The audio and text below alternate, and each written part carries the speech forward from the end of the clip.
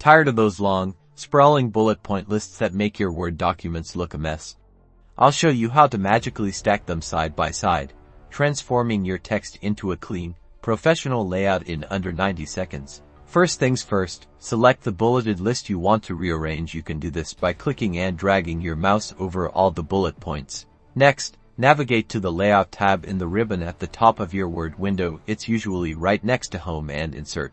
Once you're on the Layout tab, look for the Page Setup group. Within this group, you'll find a button labeled Columns. Click on that Columns button. A drop-down menu will appear, offering you various column options for a standard side-by-side layout. You'll want to choose two from this list. And there you have it.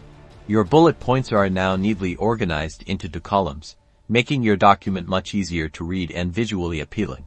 This simple trick is fantastic for making lists more concise and adding a professional touch to reports, proposals, or presentations. For more helpful Word formatting tips, be sure to subscribe.